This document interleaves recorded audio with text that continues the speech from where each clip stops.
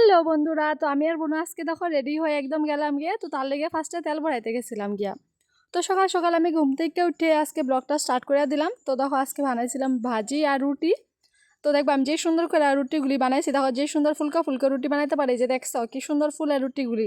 তো আমি ভাবলাম তোমার লগে আমি অল্প দেখাই, আমি এত সুন্দর রুটি বানাইতে পারি, ভাবলাম তোমরা অল্প তারিফ করে দিবে আমারে। এসে তো কারণ সাইডে ভাজিও বানাই লেছিলাম। তো আমি সকালের খানাটা খাওয়ার পর আমি দুপুরে রান্নাতে লাগিয়ে পড়ছি।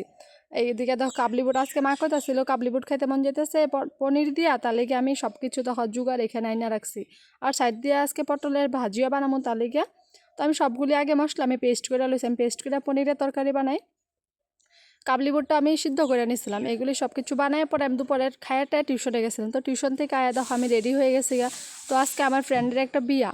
তো ফ্রেন্ডের বিয়াতে যেমন দেখায় যে দেখো আমি গিফট কিনতে গেছি গা দোকানে। তো আমি দাঁড়ায় রয়েছি, বনু গিফট কিনতেছে। তো বনুরা আমি কইছিলাম যে তুই অল্প ভিডিও করে লই, যে দেখো বনু এদিক দিয়ে ভিডিও করে লইছে কি যে গিফট কিনলাম, এটা গিফটটা নিয়ে আনিছি। গিফটটা নিয়ে আমরা ভাবলাম যে স্কুটির তেল কম আছে, আমি ভাবতেছি যদি আধা রাস্তা থেকে ফাইসা যাই।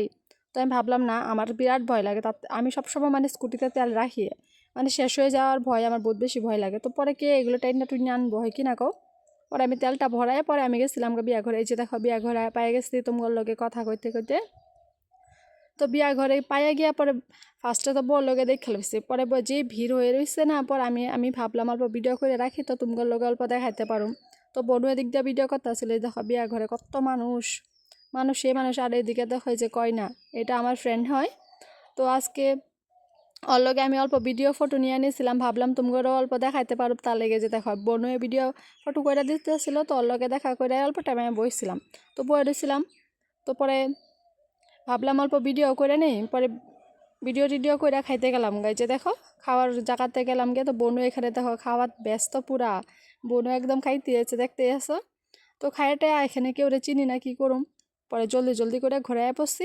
এই যে দেখো ঘরে আয় পড়তেছি। আজকে ব্লগটা অতটুকুই, তোমাকে কেমন লাগছে অবশ্যই আমার কমেন্ট করে জানাই যাইবা। আর ভিডিওটা ভালো লাগলে লাইক শেয়ার করতে ভুলবা না। বাই।